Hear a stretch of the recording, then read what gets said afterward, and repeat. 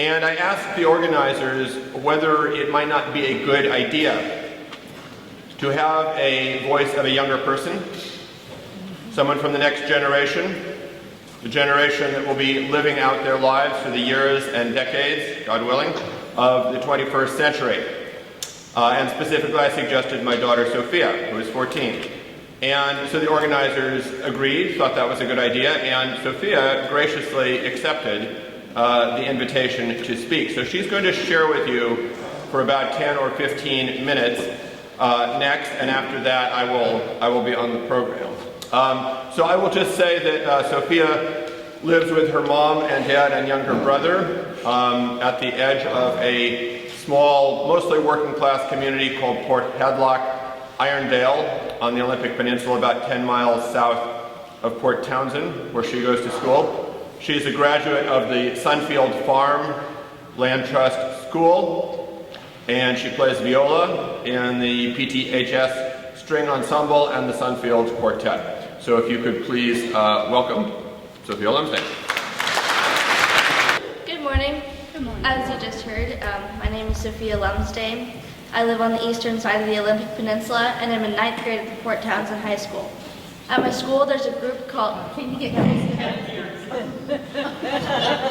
Okay, all right, there we go. At my school, there's a group called Students for Sustainability, which I'm a part of, or SFS for short. In the past couple of months, we've been working on 3 main projects. Our first was we organized a September 20th climate walkout at our school in sync with the other hundreds and hundreds that were going on worldwide. And about 200 students participated in our walkout, which is about half of our students' entire student body.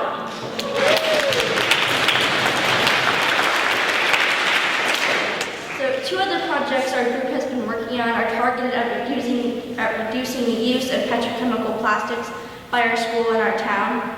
Plastic pollution is an increasingly terrible global problem, damaging and threatening many forms of marine life in the Salish Sea and other bodies of water, as well as releasing carbon dioxide and toxic chemicals into the biosphere during its manufacture. One of these projects is making our cafeteria system more environmentally conscious by establishing bus bins around campus and switching over to reusable utensils instead of the plastic ones which our school cafeteria is now using. And in addition to that, we're working on getting a plastic straw ban passed by the Port Townsend City Council. We currently have a meeting scheduled with the mayor and city council members in December. Sometimes it feels like these things that we're doing won't make a difference and won't do anything, but we're trying. Living where I do, at the edge of an 80-acre land trust preserve in a small community, where the highest temperature in the summer is 90 degrees, climate change can sound vague and far off, definitely important but not immediate. This makes sense because I can't feel the 110-degree heat and rarely see or smell the smoke from uncontrollable wildfires. I don't have to worry about floods and hurricanes hitting the place where I live as much as others on this planet.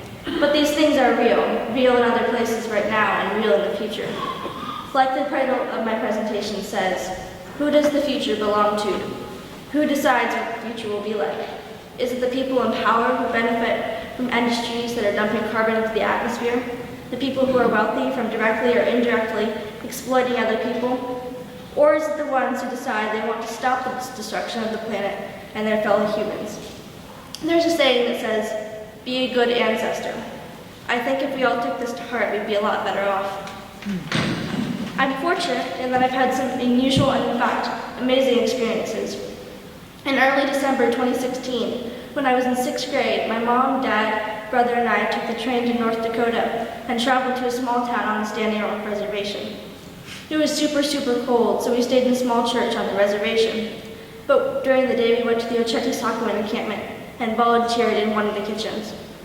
The time that we were there was during the National Veterans Mobilization and was the day of prayer that had been called by Chief Arvel Looking Horse.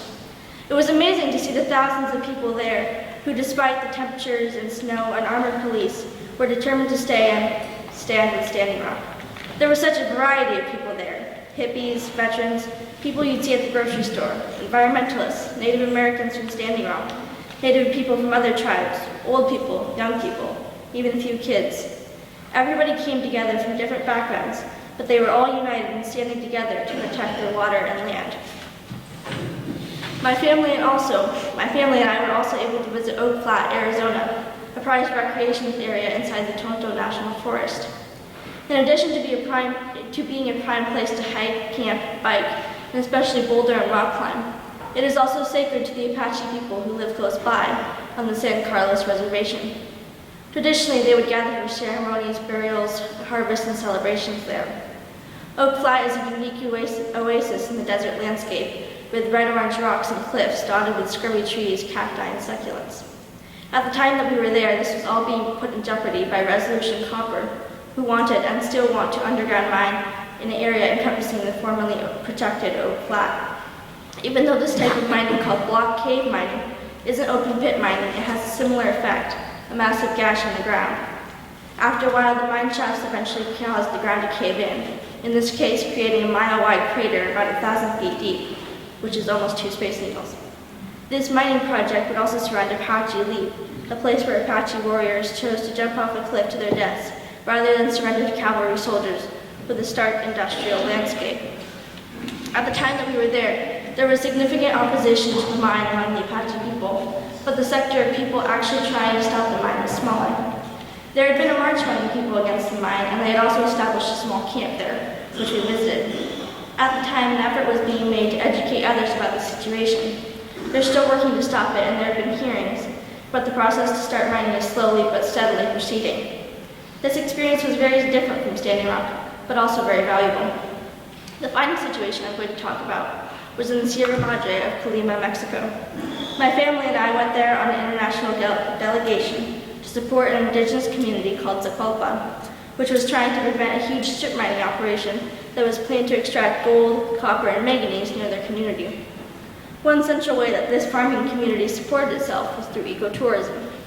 Near the town was a spring or manantial. Visitors could swim there and eat at the restaurant that they had established. If the mine contaminated this beautiful spring, they would lose both their livelihood and their water source. The majority of the people in the town were against the mine, and they were putting up a good fight. REMA, the National Network of Mining-Affected Communities in Mexico, sensed that the people of Zacualpan had a good chance of succeeding in their efforts to stop the operation, but feared that because of this, violence would likely be used against them. So they organized this international delegation to support the community. During the time the delegation was there, we were not able to get into Zacualpan due to vigilantes and heavily armed police monitoring the road to town. Our family, along with a friend of ours, were able to stay a couple days later. Without the rest of the delegation, we were able to discreetly catch a commuter bus and get past the guards into town. We were warmly welcomed by the people there. They took us down a steep dirt trail and showed us the community spring. My brother and I got to swim there, and I remember it being really shady and green and cool. Later on in the day, we were invited to a town-wide meal.